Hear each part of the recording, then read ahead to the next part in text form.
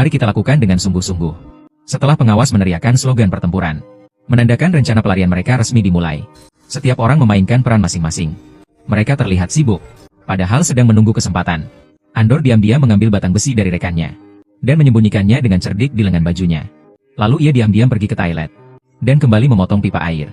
Kemudian dia mencongkel celahnya dengan kuat, membiarkan air menyembur keluar. Namun saat itu juga, penjaga penjara bersiap untuk mengawal tahanan baru. Suasana tiba-tiba menegang. Semua orang menahan napas. Untungnya, Ando bergerak dengan cepat, dan berhasil kembali ke kerumunan dengan selamat. Ia menunggu kesempatan yang tepat. Air mulai meluap ke area kerja. Andor dan rekannya bertukar pandang, memastikan rencana bisa dimulai. Mereka sengaja bertengkar hebat, dengan cepat memicu kerusuhan. Saat perhatian para penjaga teralihkan, Andor memanfaatkan kesempatan emas ini. Dengan cepat ia menghentikan lift. Melihat itu, rekannya langsung melompat ke atas. Namun tak disangka, berat badannya mematahkannya. Di tengah kekacauan, pengantin baru itu mengambil senjata dan menyetrum salah satu sipir penjara. Tapi ia segera dilumpuhkan oleh penjaga di atas. Setelah pengawas memberi perintah, semua orang mengambil peralatan mereka dan melemparkannya ke arah para sipir di atas. Namun serangan ini tidak langsung berhasil. Mereka jatuh satu persatu. Tapi para narapidana tidak mundur. Mereka terus melawan dengan berani.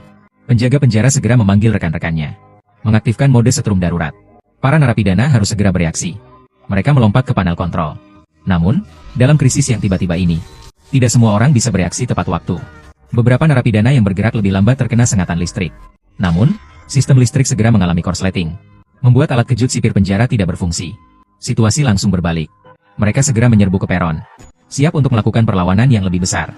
Pada saat genting ini, Andor memanfaatkan kesempatan untuk merobohkan seorang sipir penjara, dan dengan cepat merebut senjatanya. Ia kemudian berhasil membunuh sipir lainnya. Para tahanan segera memanfaatkan kesempatan itu, dan berebut naik ke peron. Setelah menghabisi sipir yang tersungkur di lantai, Andor dengan tegas menerobos masuk ke ruang kontrol. Kemudian, sang pemimpin membagikan senjata kepada mereka. Dengan bantuan senjata, mereka segera mendapatkan keuntungan. Sementara itu, air dengan cepat menyebar ke bengkel di bawah. Para tahanan di sana tidak tahu apa yang terjadi di atas. Mereka bergegas ke lantai lain, dan membebaskan para tahanan. Mereka juga memberitahu teman-teman satu selnya. Hanya dengan bersatu dan melawan, kita baru punya kesempatan untuk hidup dan meninggalkan tempat ini. Dalam situasi hidup dan mati ini, para tahanan mempertaruhkan nyawa mereka. Kemudian, Ando dan pengawas sampai di ruang kontrol, dan berhasil mencegah para sipir mengaktifkan mode sengatan listrik mematikan. Kemunculan mereka berdua membuat para sipir terkejut. Mereka tidak mengerti bagaimana bisa tahanan yang seharusnya berada di sel, mengapa tiba-tiba muncul di sini. Di bawah ancaman senjata, penjaga penjara hanya bisa mengikuti perintah atasan, dan mematikan sistem hidrolik pembangkit listrik. Dan untuk memulihkan pasokan listrik penjara, setidaknya membutuhkan waktu 6 bulan. Dengan berhasil diaktifkan